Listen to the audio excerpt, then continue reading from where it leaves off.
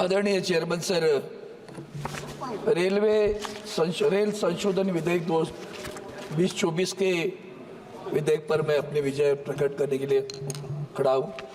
आपने मुझे अनुमति दी, इसलिए मैं पहले से आपको धन्यवाद देता हूँ और इस बिल का स्वागत करता हूँ, खास करके क्योंकि प्रशासकीय इम्प्रूवमेंट करना आप चाहते हैं। That is a very good sign of it. You want to amalgamate two acts, दोनों जो 1979 और 1905 खास करके। लेकिन इसमें जो आपने कहा है रेलवे ऑर्गेनाइजेशन और लोक निर्माण विभाग से अलग कर दिया गया था 1905 से, आप उसे कामकाज और स्वतंत्रता को बढ़ाना चाहते हैं।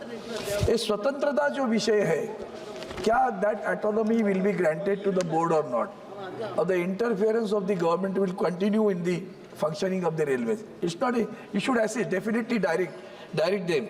But right now मुझे कभी कभी बुरा लगता है, आपने इसमें एक विषय भी रखा है कि भूमि की जो ओपन जगह लैंड है, उस ओपन लैंड के बारे में, लैंड बैंक के बारे में आप क्या करने वाले हो। तो उसमें एक प्रावधान था कि भाई जो रेल की खुली ज़मीन है या उसको विकसित करने के लिए रेल विकास कॉरपोरेशन है, भूमि विकास कॉरपोरेशन, तो आपने अभी तक क्यों नहीं सोचा कि रेल की जो खुली भूमि है उसमें इंक्रोचमेंट हुआ है सर। और एक तरफ आदरणीय प्रधानमंत्री जी ने जो पक्का घर और प्रधानमंत्री आवास योजना लाई है, अब जो झुग्गी झोपड़ियाँ रेल की जमीन पर स्थित है, रेल कहती है हमारे पास कोई ऐसा नीति नहीं है, नियम नहीं है कि हम इनको घर बना दें। अब महाराष्ट्र की में सरकार ने 2000 के पूर्व जो झुग्गी झोपड़ी आती है उनको अधिकृत कर दिया है।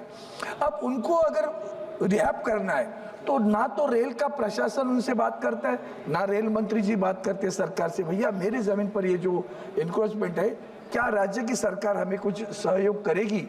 अगर राज्य की सरकार सहयोग करेगी तो आपको उसमें अच्छा होगा कि आप उसको जाकर आगे कर सकते हो कि उनकी जो झुग्गी झोपड़ियाँ रेल की जगह कभी भी नोटिस देके हटा देते हैं। फिर क्या हो गया? पक्का घर कहाँ गया? प्रधानमंत्री आवास योजना कहाँ गई? क्यों नहीं हम उनसे सम्मिलित करके कहीं और जगह राज्य की सरकार, कोई भी राज्य हो, उस राज्य की सरकार से बात करके भाई प्रधानमंत्री उनको पक्का घर देना चाहते हैं, हमारी ज़मीन पर ये पड़े हुए हैं, हमारे पास कोई नियम नहीं, नीति नहीं, इसके लिए हम करना चाहते हैं। ऑटोनॉमी की बात जब आती है तो और एक बात आती है सर, आपने पंडित दीनदयाल उपाध्याय जी का नाम स्टेशन को दे दिया, बड़ा अच्छा लगा, स्वागत करता हूँ। मैं कितने सालों से आपके पास मांग कर रहा हूँ, वो भी आप ध्यान रखना कि आपकी पार्टी ने महाराष्ट्र में बोर्ड लगाए कि रेल के स्टेशन के नाम बदल दिए गए करके, और उसका क्रेडिट भी लिया। हालांकि मैं अकेला था जिसने संसद में विधायक विषय उठाया था, कर रोड को लालबाग करो, सैंडर्स रोड को डोंगरी करो। आज के 122 नंबर प्रश्न पर आपने पुराने सारे नाम लिखे हुए हैं, तो नाम बदले कि नहीं बदले? वहाँ तो आपकी पार्टी लगाती है बोर्ड के, हमारी सरकार ने नाम बदल दिया करके, और बोर्ड वही नाम चल रहे। आज भी चन्नी रोड को गिरगांव करना था, आज तक नाम बदल नहीं गए, लेकिन आज के 122 नंबर प्रश्न पर वही नाम दोबारा आए हुए हैं। मेरी आपसे प्रार्थना है कि रेल बोर्ड को जब आप स्वतंत्रता देना चाहते हो तो ये सारी चीज़ों को भी देखना चाहिए। नाना, जैसे पंडित दीनदयाल उपाध्याय का नाम दिया, नाना Shankar Sheth sir, Jagdambika Pal sir, chairman sir, मैं आपके ध्यान में भी एक लाना चाहता हूँ। इस पूरे हमारे एशिया, मतलब पूरा हिंदुस्तान, रेल जब शुरू हुई तो रेल शुरू करने वाले कौन थे? हिंदुस्तानी, नाना शंकर सेठ। उस नाना शंकर सेठ का नाम 6 बजे तक मुंबई सेंट्रल स्टेशन को देने के लिए आज तक राज्य की सरकार ने प्रस्ताव पास किया, महानगर पालिका ने प्रस्ताव पास किया, आपके पास दिया। क्या अड़चन है आपको? मुझे समझ में नहीं आती है।